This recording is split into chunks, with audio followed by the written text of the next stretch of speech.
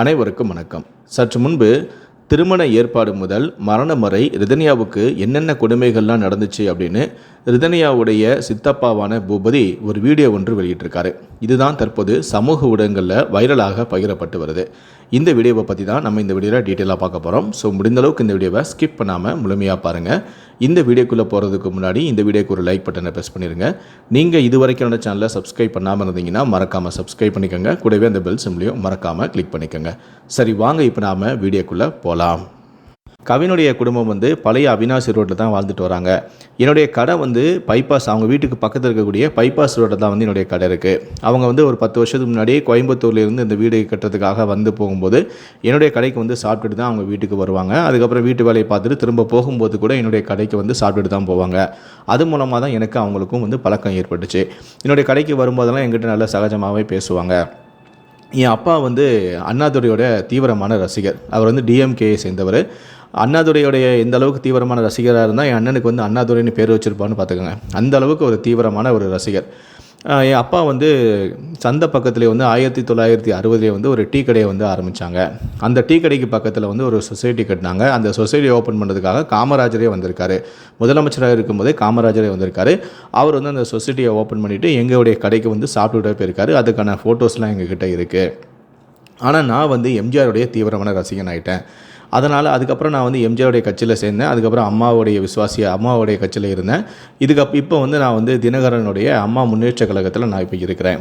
நான் அவினாஷுடைய அம்மா முன்னேற்ற கழகத்துடைய ஒரு முக்கியமான பொறுப்பாளியாகவே இருக்கேன். அது மட்டும் இல்லை, இங்கே இருக்கக்கூடிய ஆட்டோ சங்கத்துடைய தலைவராக இருக்கிறேன். ஹோட்டல் உரிமையாளர் சங்கத்துடைய தலைவராகவும் இருக்கிறேன். அதுக்கப்புறம் ஜேசிபி சம்மந்தமான அந்த பிரிவினருக்கும் நான் இப்போ தலைவராக இருக்கேன். கிட்டத்தட்ட நிறைய பதவிகளில் நான் இப்போ இருக்கிறேன். எல்லாருமே வெளி உலகத்தை பார்க்குறவங்களுக்கு நாங்கள் ஏதோ ஸ்டேட்டஸ் கம்மியாகவும் கவின் குடும்பம் ரொம்ப வசதியான குடும்பம் பேசிகிட்டு இருக்காங்க. அப்படி கிடையாது. அவங்களுக்கு மிஞ்சி போனால் ஏதோ மாதத்தில் ஒரு 3 லட்ச ரூபா வாடகை வர மாதிரி சொத்து பற்றி இருக்குது. சும்மா நீட்டாக காலையில் இருந்துச்சுன்னா அயன் பண்ணிவிட்டு ஷர்ட் மாட்டி போட்டுட்டு அப்படி போயிட்டு வரக்கூடிய அந்த அளவில் தான் அவங்க வசதி வாய்ப்போடு இருக்கிறாங்க. ஆனால் நாங்கள் அப்படி இல்லை. அண்ணன் தம்பி எல்லாருமே நல்ல வசதி வாய்ப்பாக இருக்கிறோம். எங்களுக்கு தான் சொத்து பத்து எல்லாமே அதிகமாக இருக்குது. என் அப்பாவுக்கு நாங்கள் 3 பேர். என் அண்ணன் தான் மூத்தவன், நான் 2வது. எனக்கு இன்னொரு தம்பி வர இருக்கான். என் அண்ணனுக்கு ரிதன்யாவும் ஒரு பையனும். எனக்கு 2 பசங்க. என் தம்பிக்கு ஒரு பையனும் ஒரு பொண்ணும். அதே மாதிரி என் அப்பாவுக்கு ஒரு தம்பி இருக்கார். அவருடைய பையனுக்கு 2 பசங்க தான். இப்படி ரிதன்யா மட்டும்தான் எங்கள் குடும்பத்துடைய மூத்த பெண் குழந்தை. அதுக்கப்புறம் எல்லாமே பார்த்திங்கன்னா வரிசையாக எல்லாருமே ஆண்களாக தான் பிறந்தாங்க. அதுக்கப்புறம் என் தம்பிக்கு தான் கடைசியாக ஒரு பொன் குழந்தை இருக்குது. அப்போது பெண் குழந்தைன்னு பார்த்தா என் அண்ணனுக்கு ஒன்றும் என் தம்பிக்கு ஒன்று தான். அதாவது எங்கள் சித்தப்பா வழியில் பார்த்தாலும் கூட மொத்தமாக 2 பெண்கள் தான். ரிதன்யா தான் எங்கள் குடும்பத்துடைய மூத்த பொண்ணு, செல்லமான பொண்ணு அப்படின்னு சொல்லி அவர் பேட்டி கொடுத்தாரு. ஒரு 3 மாதத்துக்கு முன்னாடி ஒரு புரோக்கர் மூலமாக ரிதன்யாவுடைய ஜாதகமும் கவின் குடும்பத்தாருக்கு போயிருக்கு. கவினுடைய ஜாதகமும் எங்ககிட்ட வந்திருக்கு. நாங்கள் பார்த்தோம், ஜாதகம் பொருந்தி இருந்துச்சு. ஆனால் 2 குடும்பமும் எப்படி பேச்சுவார்த்தையில் ஈடுபடுறது அப்படின்னு தெரியாமே இருந்தாங்க. ஒரு நாள் கவின் குடும்பத்தார் என்னுடைய ஹோட்டலில் சாப்பிட வந்தாங்க. சாப்பிட்டு முடிச்சுட்டு எங்கிட்ட பேசும்போது, அண்ணாதுரை உங்கள் அண்ணன் தானே, இந்த மாதிரி நாங்கள் எங்கள் பையனுக்கு நாங்கள் ஜாதகம் பார்த்தோம், புரிஞ்சிருந்துச்சு. ஆனால் உங்கள் அண்ணனுடைய சைட்லேருந்து எந்த விதமான பதிலும் இல்லையே அப்படின்னு சொல்லி கேட்டாங்க. அப்போ என் அண்ணனுக்கு நான் ஃபோன் பண்ணி, இந்த மாதிரி அண்ணன் இந்த மாதிரி வந்திருக்காங்க, சேர்மன் கிருஷ்ணனுடைய ஃபேமிலி தான் வந்திருக்காங்க, அவங்க பையன் கவின்குமாருடைய ஜாதகம் ரிதன்யாவுடைய ஜாதகம் பொருந்திருக்கான், அதை பற்றி கேட்குறாங்க அப்படின்னு சொன்னோடனே அண்ணனும் ஹோட்டலுக்கு வந்துட்டு அண்ணன் அவங்ககிட்ட என்ன சொன்னார்னா, என் பொண்ணுக்கு நான் ஜாதகம் பார்த்தாமா 3 ஜாதகம் பொருந்திருந்துச்சு. இந்த 3ல் எதை நாங்கள் ஃபைனல் பண்ணு தெரியாமல் நாங்கள் குழப்பத்தில் இருக்கிறோம். அதனால் இந்த 3 ஜாதகத்தையும் நாங்கள் எங்களுடைய குலதெய்வம் கோயிலுக்கு போய் பூ கட்டி போடுவோம். அதில் எது பொருந்துதோ அந்த இதை முடிச்சுக்கலாம் அப்படின்னு சொல்லி நாங்கள் நினச்சிக்கிட்டு இருக்கோம் அப்படின்னு சொல்லி என் அண்ணன் சொன்னாப்புல. மறுநாளே ரிதன்யாவுடைய மாமனாரான ஈஸ்வரமூர்த்தி என் கடைக்கு வந்தார். வந்துட்டு இந்த மாதிரி புரோக்கர் எங்கள் வீட்டுக்கு வந்தாப்புல, உங்கள் அண்ணன் 300 பவுன் போகிறதா சொல்லியிருக்காங்க, அதுக்கப்புறம் உங்கள் அண்ணி 500 பவுன் போகிறதா சொல்லியிருக்காங்களே, இப்படி 2 பேருமே மாற்றி சொல்கிறாங்களே, இது எப்படி நான் எடுத்துக்கிறது அப்படின்னு சொல்லி கேட்டாப்புல. நான் சொன்னேன், இல்லை என் அண்ணன் தான் இன்னும் பூக்கட்டி பார்த்து தானே சொல்கிறேன்னு சொல்லியிருக்கான், அதுக்குள்ளே நீங்கள் எப்படி கேட்குறீங்களே அப்படின்னு சொல்லி நான் கேட்டேன். இல்லைங்க, நான் இது பூக்கட்டி பார்த்து சொல்கிறேன்னு சொல்லியிருக்காங்க, ஆனால் இதுக்கு முன்னாடி என் அப்பா கிட்ட நான் இந்த விஷயத்த நான் சொன்னேன் இந்த மாதிரி அப்படின்னு சொல்லும்போது, என்னப்பா 300 பவுனா 500 பவுனா என்ன ஏது அப்படின்னு சொல்லி தெளிவாக கேளு அப்படின்னு சொல்லிட்டாரு. அதே மாதிரி எங்கள் சொந்தத்தில் வந்து கிரீன்பாட் நாகராஜன் ஒரு பெரிய ஆள் இருக்கார். அவர்கிட்ட நான் இது சொல்லும்போது அவர் என்ன சொன்னார்னா, அவங்கள பார்த்தா அந்தளவு வசதியான, அதாவது உங்கள் கவின் குடும்பத்தை பார்த்தா அந்தளவு வசதியான ஆள் மாதிரி தெரியும், சாரி ரிதன்யா குடும்பத்தை பார்த்தா அந்தளவு வசதியான மாதிரி தெரியல. அவங்க நம்ம ஸ்டேட்டஸ் அளவுக்குலாம் அவங்க செய்வாங்களான்னு எங்களுக்கு தெரியலை. அதனால் நீங்கள் விசாரிச்சுட்டு ஒரு முடிவு பண்ணுங்கன்னு எங்கள்கிட்ட சொல்லிட்டாப்புல. ஆனால் எங்களுக்கு வந்து நாங்கள் இருக்கக்கூடிய அதே பகுதியில் பொண்ணு இருக்குது எங்களுக்கு ரொம்ப விருப்பம். அவினாஷ்லேயே பொண்ணு கிடச்சிருக்கு, ஜாதகமும் பொருந்திருக்கு. அதனால் எங்களுக்கு இதை விட வந்து மனசு இல்லை. அதான் நாங்கள் இதை வந்து எவ்வளோ நகை அப்படின்னு சொல்லி நாங்கள் முடிவு பண்ணுறதுக்காக வந்தோம் அப்படின்னு சொல்லிட்டு அவர் எங்ககிட்ட வந்து கேட்டார். நான் இப்போ சொன்னேன், நான் வந்து ஒரு ஹோட்டல் அந்த மாதிரி இந்த மாதிரி சின்னதாக தான் பண்ணிக்கிட்டு இருக்கேன். ஆனால் என்னை விட என் அண்ணி குடும்பம் வந்து ரொம்ப வசதியான குடும்பம். ஆனால் அவங்க கண்டிப்பாக வந்து 500 பவுன் போடுவாங்க, நீங்கள் நினைக்கிற மாதிரி போடுவாங்க. நான் எதுவும் கேட்டுக்க சொல்கிறேன். நான் சொன்னேன், ரிதன்யாவுக்கு வந்து சீரே வந்து பார்த்திங்கன்னா ஒரு 150 பவுன்கிட்ட வந்துச்சு. என் அண்ணியே வந்து அந்த காலத்திலே கல்யாணம் முடிச்சு வரும்போது வந்து ஒரு 150 பவுன் போட்டு தான் வந்தாங்க. இதுவே வந்து அவங்கக்கிட்ட 300 பவுன் ஆயிடுச்சு. அதெல்லாம் நீங்கள் அப்படியெல்லாம் நினைக்காதீங்க, சிறப்பாக நல்லாவே பண்ணுவாங்க அவர்கிட்ட சொல்லிவிட்டு, இருந்தாலும் நான் உறுதியாக என்னால் சொல்ல முடியாது, நான் நேர்லவே போய் எவ்வளோ என்ன ஏதுன்னு நான் நேர்லேயே போய் கேட்டு உங்கள்கிட்ட சொல்கிறேன் அப்படின்னு சொல்லிட்டு நானும் என் சம்சாரமும் கிளம்பி அண்ணனுடைய வீட்டுக்கு வந்தோம். காலையில் ஒரு 9-9:30 மணிக்கு ஈஸ்வரமூர்த்தி அவங்களுடைய மனைவி வந்து என்னுடைய கடைக்கு வந்தாங்க. நான் வந்து கேட்டு சொல்கிறேன் அப்படின்னு சொல்லிட்டு உடனடியாக நான் வந்து அண்ணனுடைய வீட்டுக்கு ஒரு 10 மணிக்கெலாம் வந்துட்டேன். வந்த உடனே ரிதன்யா, அதுக்கப்புறம் வந்து எங்கள் அண்ணி, அதுக்கப்புறம் அண்ணன் 3 பேரையும் உட்கார வச்சு பேசிகிட்டு இருந்தேன். என்னென்னா, நீ ஏதோ 500 பவுன் போடுறதுன்னு சொன்னியாமல் என்ன ஏது, அண்ணி வந்து 500 சொல்லியிருக்காங்க, நீ வந்து 300 சொல்லியிருக்கியா, இந்த மாதிரி அவங்க வந்து என் கடையில் வந்து கேட்குறாங்க அப்படின்னு நான் சொன்னேன். அதுக்கு அண்ணன் சொன்னார், அவங்களே வந்து நகையை பற்றி பேசுகிறாங்களா, அவங்களே வந்து பவுன் கணக்கில் வந்து பேசிகிட்டு இருக்காங்களா, அப்போ அந்த இது வேண்டாம்பா அப்படிங்கிற மாதிரி என் அண்ணன் சொன்னாப்புல. நான் சொன்னேன், இல்லைண்ணே, புரோக்கர் தான் இந்த மாதிரி மாறி மாறி பேசிகிட்டு இருக்காப்லையா, ஒரு தடவை வந்து 300 பவுன் சொல்கிறாப்லையா, ஒரு தடவை வந்து 500 பவுன் சொல்கிறாப்லையா, அவர் வந்து அவருடைய அப்பாவுக்கு வந்து சொல்லணுமா, இந்த குடும்பத்தில் எடுக்கிறோம் இவ்வளோ போடுறாங்க அப்படின்னு சொல்கிறாங்க அப்படின்னு சொல்கிறதுக்காக தான் அவங்க உறுதியாக வந்து எவ்வளோன்னு என்கிட்ட வந்து கேட்டாங்க அப்படின்னு சொல்லி நான் அண்ணங்கிட்ட எடுத்து சொன்னேன். அதாவது சேர்மன் கிருஷ்ணனுக்கு எவ்வளோ பவுன் போடுறாங்க அப்படிங்கிறத நான் உறுதியாக சொல்லணும் அப்படின்னு சொல்லி என்கிட்ட வந்து கேட்குறாரு.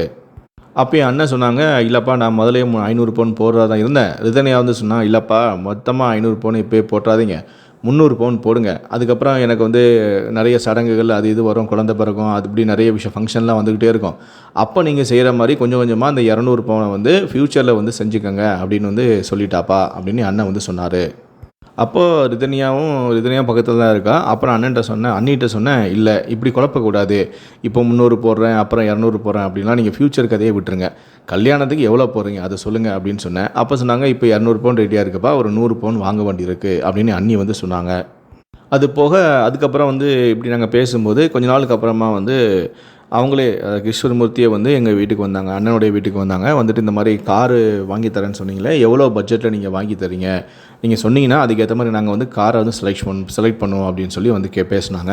அப்போ அண்ணி சொன்னாங்க, நாங்கள் வந்து ஒரு 60 லட்ச ரூபாய்க்குள்ள கார் வாங்கி தரதா முடிவு பண்ணி வச்சுருக்கோம், வேறு நல்ல கார் எதாவது அமைச்சா கூட நாங்கள் 1 கோடி ரூபா வரைக்கும் கூட நாங்கள் கார் எடுத்து தர தயாராக இருக்கிறோம் அப்படின்னு அண்ணி வந்து சொன்னாங்க. கொங்கு மண்டலத்தை பொறுத்த வரைக்கும் கல்யாணம் எல்லா விஷயமே வந்து எல்லா வீடுமே ஷேர் தான், 2 பேருமே சமமாக தான் வந்து செலவு பண்ணணும். எவ்வளோ கல்யாணத்துக்கு எவ்வளோ செலவாகுதோ அதை வந்து 2 பேருமே வந்து சமமாக பிரிச்சுக்கணும். அதனால் நாங்கள் அதை பற்றி நாங்கள் பேசலை.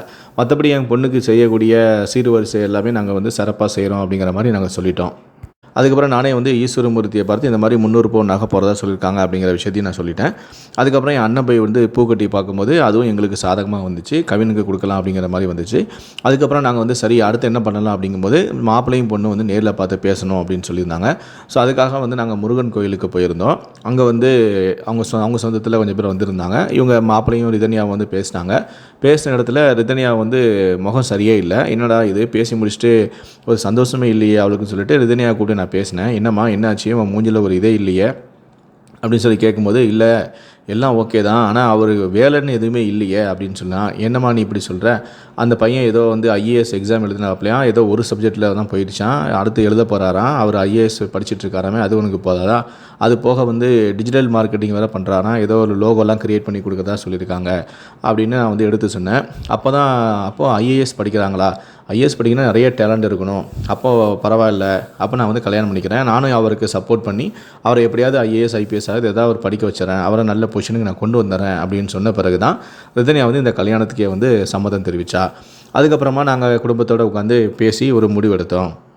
இதுக்கிடையில் வந்து ஒரு சில நாட்களுக்கு முன்னாடி சிவா மீடியா அப்படிங்கிற ஒரு யூடியூபர் சிவா அப்படிங்கிற ஒரு யூடியூபர் வந்து தன்னுடைய யூடியூப் சேனலில் வந்து ஒரு வீடியோ வெளியிருந்தார். அதில் வந்து நான் வந்து ரிதனையோடைய தந்தையை பார்த்து நான் பேசினேன். ரிதனையோடைய சித்தப்பா பூபதியான அவரை பார்த்து நான் பேசினேன். அவர் ஆரம்பத்தில் என்னை பார்த்து என் மீது வந்து கோபப்பட்டார். நீ என்னையா எங்கள் குடும்பத்தை பற்றி தப்பாக பேசி வீடியோ போட்டுட்ருக்க அப்படின்னு சொல்லி என் மேலே கோபப்பட்டார். அதுக்கப்புறம் நானும் அவரும் பேச ஆரம்பித்தோம்.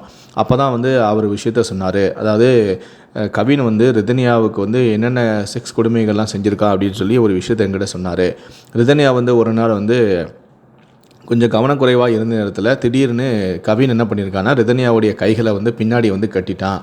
அதுக்கப்புறமா வந்து அந்த வேக்யூம் கிளீனரை வச்சு ரிதன்யாவுக்கு வந்து பாலியல் தொல்லை கொடுத்தான் அப்படிங்கிற மாதிரி அவர் என்கிட்ட சொன்னார்.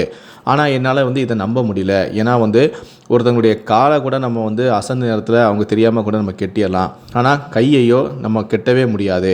கையை கெட்டினாலே அவங்களுக்கு வந்து தெரிஞ்சிடும் கையை கெட்ட போகிறான் அப்படின்னு. அப்படி இருக்கும்போது இவர் சொன்னதை என்னால் ஏற்றுக்க முடியல. எப்படி வந்து கவின் கெட்டுற வரைக்கும் ரிதன்யா வந்து கையை கொடுத்தாங்க அப்படின்னு எனக்கு தெரியலை. இதை நான் நம்புகிற மாதிரி இல்லை அப்படிங்கிற மாதிரி சிவா மீடியாவுடைய அந்த சிவா அப்படிங்கிற நபர் வந்து வீடியோவில் வந்து பேசியிருப்பார். பூபதி வந்து இந்த மாதிரி வேக்யூம் கிளீனர்லாம் வந்து கவின் பயன்படுத்தினா சொன்னான். ஆனால் நான் அதை நம்பலை அப்படிங்கிற மாதிரி ஒரு வீடியோவும் வெளியிட்டிருந்தார். இது வரைக்கும் நான் இந்த வீடியோவில் சொன்ன தகவல் எல்லாமே வந்து பார்ட் 1 வீடியோ தான். இன்றைக்கி வெளியான பார்ட் 1 வீடியோ.